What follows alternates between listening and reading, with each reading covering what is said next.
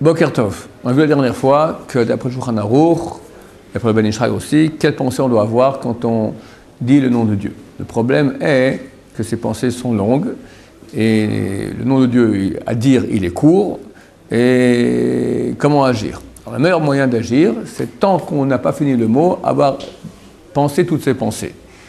Qu'est-ce qu'on va faire? On va rallonger le nom. Maintenant, il ne faut pas le rallonger au mauvais endroit. Par exemple, il y en a qui vont rallonger, ils vont dire Ado, et puis après ils vont dire Naï, et là ils pensent Ado, Nakol, etc. Mais c'est faux, parce que le nom de Dieu n'est pas Ado, Naï. Imloch Lamoed, j'ai dit là, je dis un verset après. Vous remarquez, il faut faire attention. Hein. Le nom de Dieu n'est pas Ado et puis Naï, c'est pas un Naï, je dis avec un M, c'est pas Amonaï, c'est pas Amonaï, c'est Amonaï. Il faut finir Aïe, pas Aïe, d'accord? Faire attention à cela. Maintenant, si on va rallonger dans le haut, Ado, et puis après Naï, c'est une erreur aussi, parce que l'accent n'est pas dans le, c'est pas Ado, et puis après Naï. L'accent est dans le A. Ado, je veux dire avec un M. Amonaï. C'est comme ça, l'accent est dans le A. Amonaï. Amonaï. Pas Amonaï. Amonaï. Donc on va rallonger dans le A. Amona, et dans le A, on pense Adonakol, Hayo, Veillé, les imbrications comme ci, imbrications comme ça. Maintenant, celui pour qui c'est dur au début de s'habituer à cela, il peut dire le nom, commencer à penser, quand il dit le nom, Adonakol, Hayo, etc.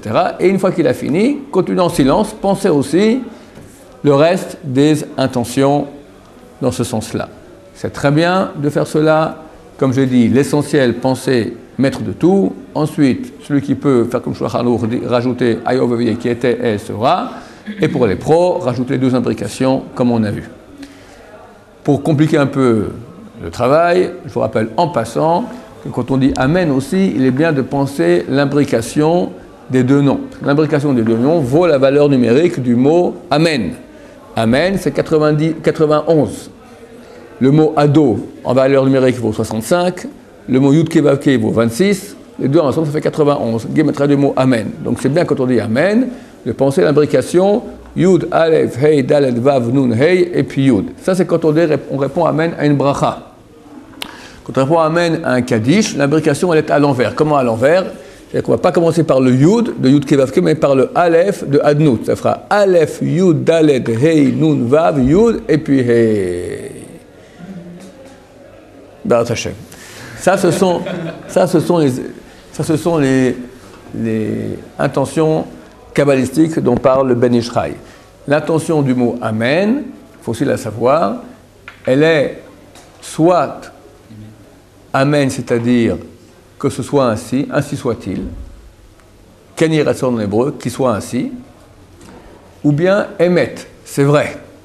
Faire attention, ou des fois c'est les 2 à la fois. Faire attention, parce que certaines fois, on ne peut pas penser ainsi soit-il, et il faut penser émettre, et des fois, on ne peut pas penser autre chose, il ne faut pas penser émettre, mais bien ainsi soit-il. Par exemple, je vais dire maintenant, Baour Tachem, Akel Akadosh. Le Dieu qui est saint. Si quelqu'un pense Amen, ainsi soit-il, c'est pas, il est coffert, quoi. Ainsi soit-il que Dieu soit saint, il est saint, que tu veuilles ou pas, mon cher ami. On sait, c'est vrai, émettre, c'est juste. Par exemple, le Amen des Kaddishim, c'est toujours ainsi soit-il.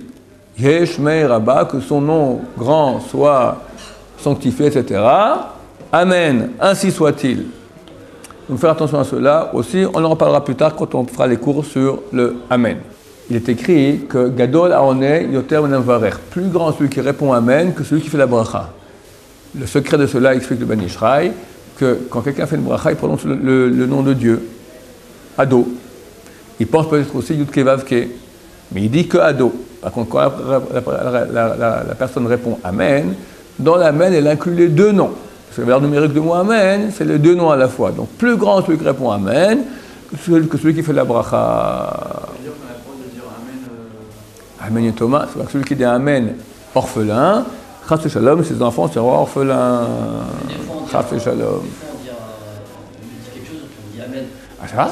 C'est pas orphelin. Quelqu'un lui dit, j'espère que tu réussiras. Amen.